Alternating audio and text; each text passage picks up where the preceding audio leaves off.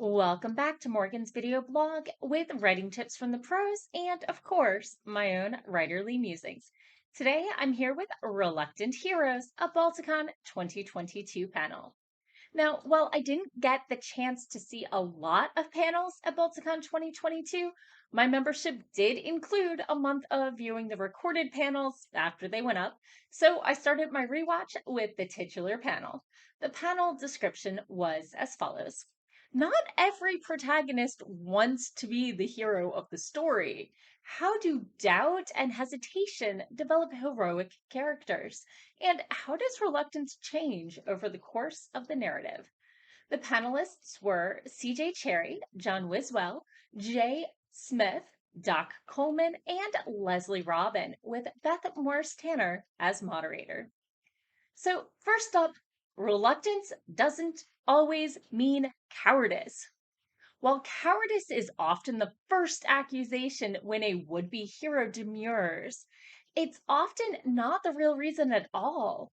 Some motivations for wanting to avoid that call to adventure, the protagonist's actual health, their mental health or physical health, or just plain their capabilities. What are they capable of? Um, Perhaps they are content with the current situation. Why change things if they're working for you? Another reason could be the societal norms or expectations. Think about Bilbo.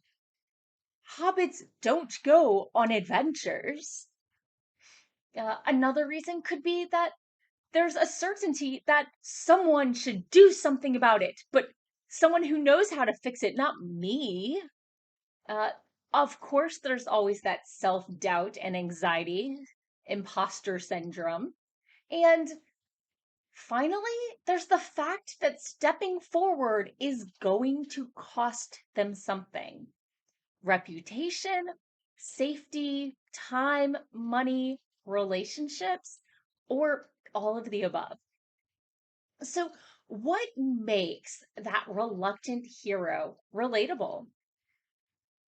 First off, it's when they show that self doubt and emotional hesitation, that vulnerability. Second thing that can make a reluctant hero relatable, when they're just trying to do their jobs, but things just keep snowballing. The third way they could be relatable, when they face insurmountable odds and are shocked, thrilled to have survived. Another way to make them relatable, when they have the big failures and pick themselves back up. And finally, for that hardball protagonist, often they have trauma in their background and they step up because they don't want anyone else to suffer like they did. So, do these reluctant heroes need to lose their reluctance? In most stories, especially novels, the characters change throughout the story. Does reluctance get old? Is it a character flaw that needs to be overcome? Well, no. While they need to have emotional growth, they don't need to lose their reluctance. If their reluctance is their conscience, definitely not, unless they're about to go down a dark path or what have you. Often their skills and competence grows, but so do the challenges. Just don't end up with the escalation into godhood unless that's where you intended to go. So, next up, our panelists talked about some of their favorite reluctant hero tropes. There's always the classic, just one more job before retirement, and everything falls apart. There's the mentor whose mentee is not ready to take up the reins, or got killed and now they have to find a new one, or what have you. There's the hero dies and the sidekick has to take up the mantle. There's the just plain unexpected hero. There is the humor injecting everyman. Think Arthur Dent from Hitchhiker's Guide or Bob Howard from the Laundry Files.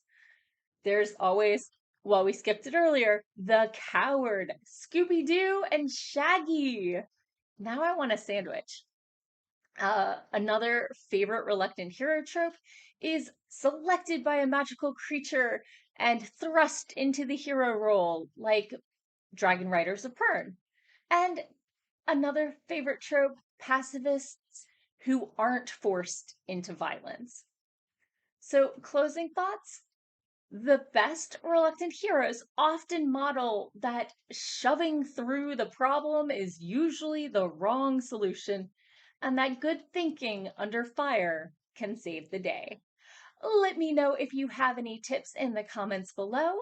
Thank you all for watching, and I'll be back again next week with more writing tips and writerly musings. Bye bye.